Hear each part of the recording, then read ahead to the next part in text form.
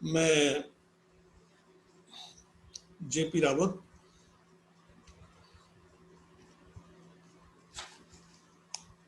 आज वार्ता टीवी के माध्यम से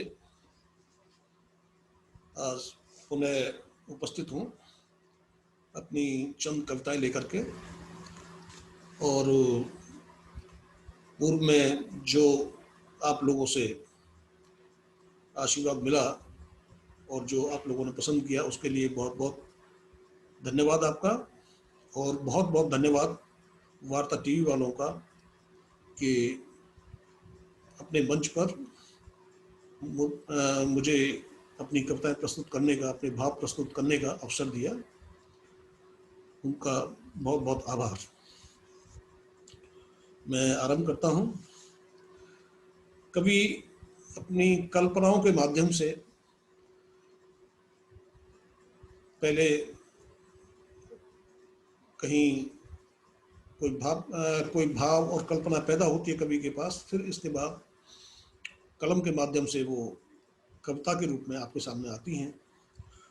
तो पहले मैं इस कल्पना के विषय पे कुछ कहना चाहूँगा।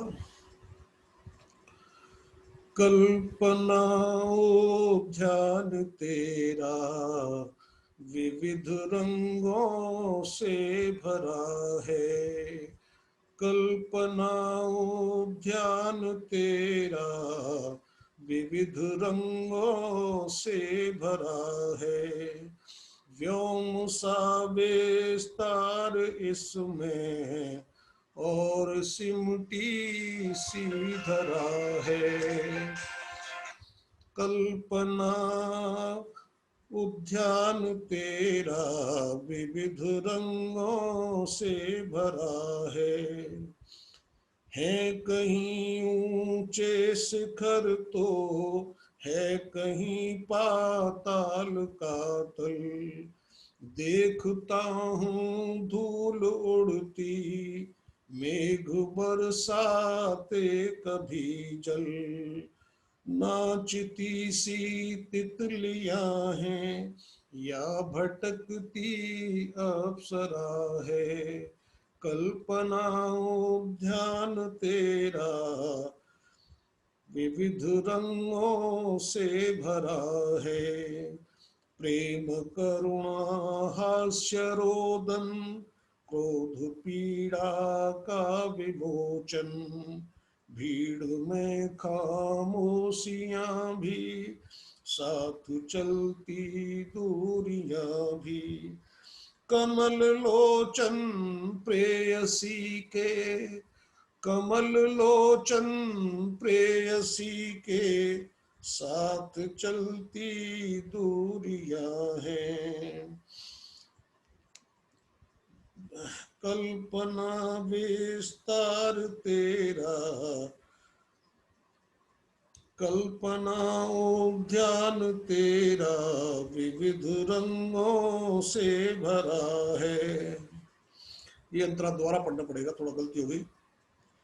मैं इसको पढ़ता हूँ। प्रेम करुणा हास्य रोदन क्रोध पीड़ा का विमोचन।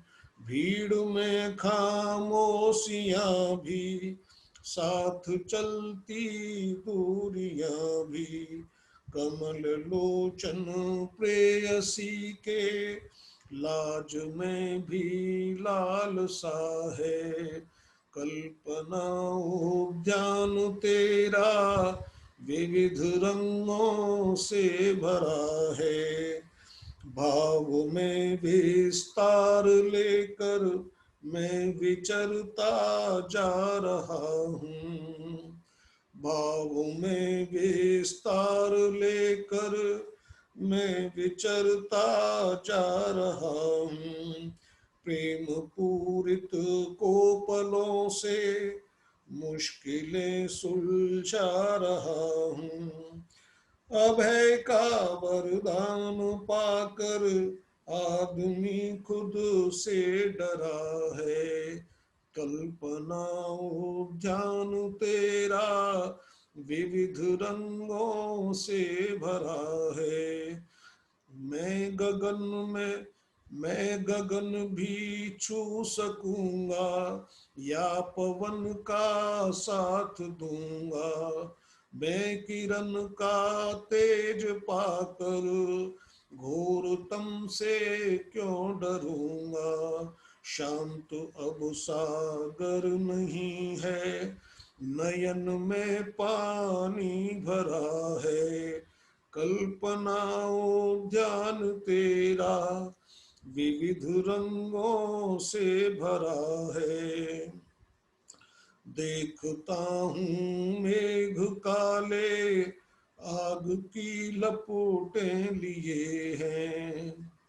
ये वातावरण आज की डेट में पृथ्वी पर चल रहा है। युद्ध की और महामारी की विभीषिकाएं पृथ्वी पर विद्यमान है। देखता हूँ मेघ काले आग की लपटें लिए हैं, आदमी विध्वंस करता अन, अनगिनत बुझते दिए हैं। परिकल्पना इस चमन का ये हाल ये किसने किया है।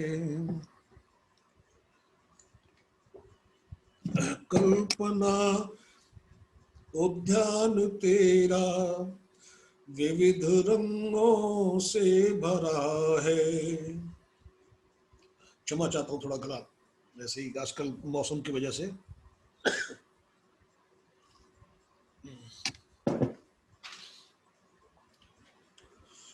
अब एक और रचना आपके सामने प्रस्तुत है।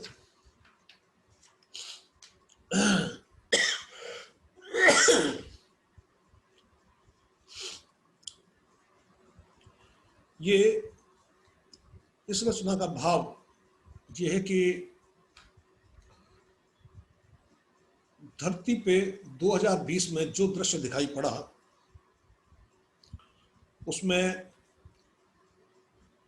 विनाशकारी सोच वाले लोग बहुत एक्टिव हुए हैं। और खासकर चीन ने जो दृश्य बनाया है पूरी धरती पर, मैंने आज तक ऐसी कोई बीमारी नहीं देखी जो समान रूप से पूरी पृथ्वी को हिला दे। लेकिन ये महामारी ये दैवीय नहीं है, ये आदमी की बनाई हुई बीमारी है।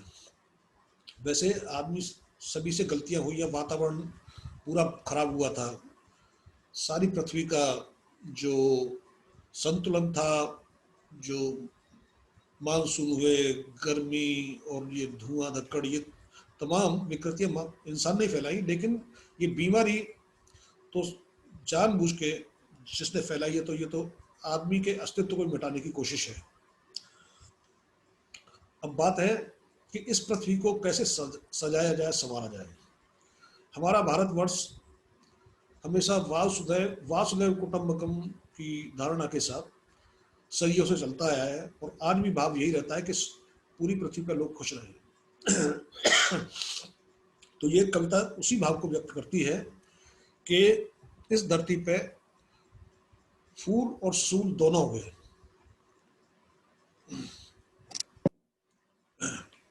प्रस्तुत है कविता। वक्त के गर्भ से जो भी अंकुर उगे, वक्त के गर्भ से जो भी अंकुर उगे, कुछ लगे फूल से कुछ उगे सूल से, वो धरा के लिए ही रहे धैर्य से, ये मिटाने चले हैं उसे मूल से। वक्त के गर्भ से यज्ञ भी चल रहा, पाप भी पल रहा, भोर भी हो रही, सूर्य भी ढल रहा, हमको जीवन का दर्शन हुआ देव में, हमको जीवन का दर्शन हुआ देव में, साथ ही दैत्य दल चाल भी चल रहा। चैन की नींद आए तो कैसे भला, चैन की नींद आए तो कैसे भला, सोई धरा हो तो कोई जगे, वक्त के गर्भ से जो भी अंकुर उगे। नहीं अब नमी बाग की क्या कमी, पृथ्वी ने तो सबको दिया ही दिया है। नहीं अब नमी बाग की क्या कमी, उसी बाग से पुष्प हमने चुने। ऋतुराज के फूल सब झर गए, हर डाल के स्वप्न भी मर गए। है कुछ कली अंजुरी में भरी, है कुछ कली अंजुरी में भरी, कुछ हाथ में फूल भी हैं चुने, वक्त के गर्भ से। इस यज्ञ से जो विदा ले गए, जो लोग पृथ्वी के लिए, इसकी गरिमा के लिए, इसके वातावरण के लिए जो अब नहीं रहे हैं, उन लोगों का जिक्र भी किया है। इस यज्ञ से जो विदा ले गए, उन्हें याद कर आज तर्पण करें। हवन कुंड की गंध मन में लिए, उठे गर्व का मान मर्दन करें। आओ जगाए बताए उन्हें, जो जो कल के लिए आज से डर गए, वक्त के गर्भ से जो भी अंकुर उगे। प्रलय काल सी प्रलय काल सी आंधियां भी चली, पर दीप की तेज लौ भी जली। निगलते रहे हैं अंधेरे धरा, प्रभा करके अस्तित्व से भी डरी। आलोक हो फिर धरा पर वही, उसी दीप की लो धरा पर जले। वक्त की धार में है सभी नाव में, लहर ले चले या भंवर ले चले। हम तो सफर बस किए जा रहे, होंगे किनारे कहीं पर ठगे, वक्त के गर्भ से जो भी अंकुर उगे। धन्यवाद। अब एक कविता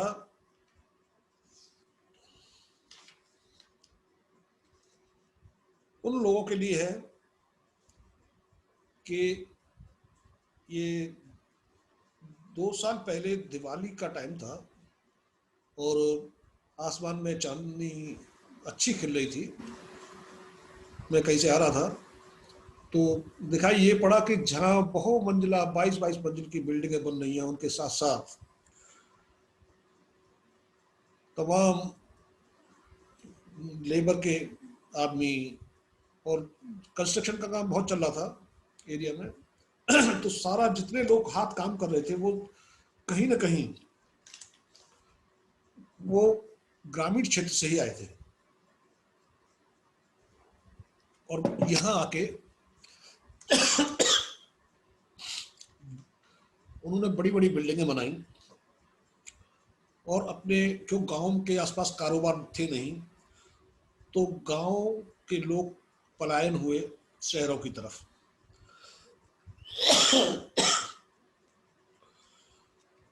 गांव में चाहे खाने के लिए कम था लेकिन खुश थे सारे लोग।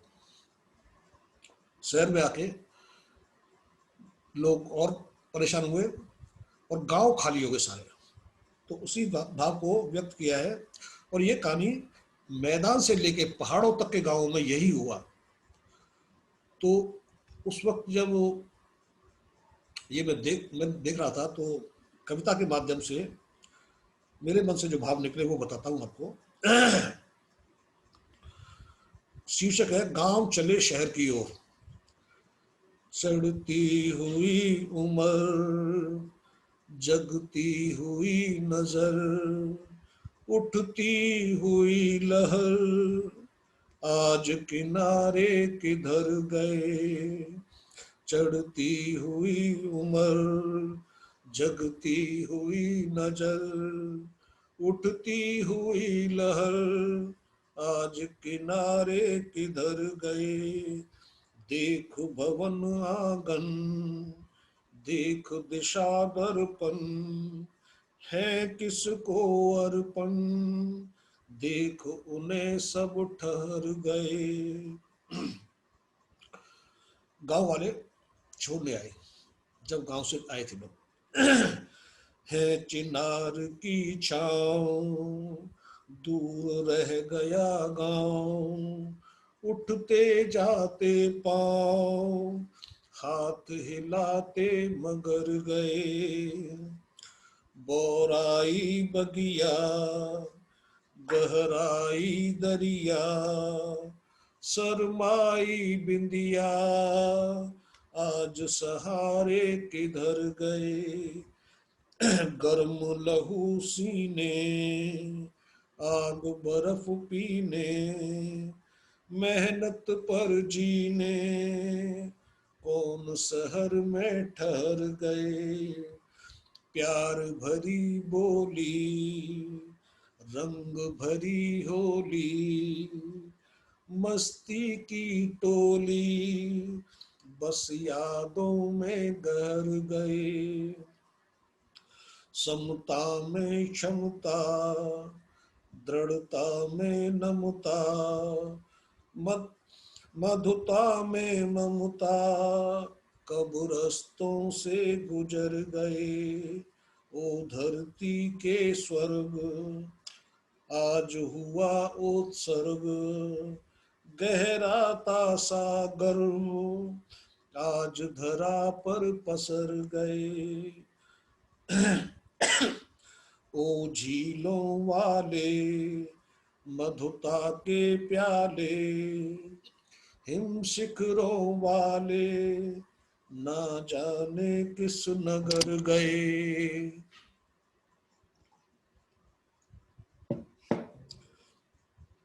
हो काबा काशी, हो मथुरा वाशी, सब है अभिलाषी, भारत वाले किधर गए। आजादी का अर्थ हो न सके अब व्यर्थ, मनते जाएं पर वो नफरत वाले बिखर गए। चढ़ती हुई नजर, जगती हुई, चढ़ती हुई उम्र, जगती हुई नजर, उठती हुई लहर, आज किनारे किधर गए। आज मेरा गला साफ नहीं गिरा है तो क्षमा चाहूँगा। आज मैं अपने काव्य पाठ को यही विराम दूंगा, और अगर वार्ता टीवी ने दोबारा मुझे चांस दिया तो फिर आपके साथ पुनः जुड़ूंगा। मेरा आप सभी से अनुरोध है कि कला के क्षेत्र को इतना अवसर देने के लिए मैं वार्ता टीवी वालों का बहुत बहुत आभारी हूँ, और आपसे सभी से अनुरोध है कि आप इसको सब्सक्राइब करें चैनल को। जो चैनल्स इतना सशक्त रूप से अपने संसाधन कला के क्षेत्र में हम लोगों को दे रहे हैं। आप सभी सब्सक्राइब करें और बेल आइकन दबाएं। धन्यवाद।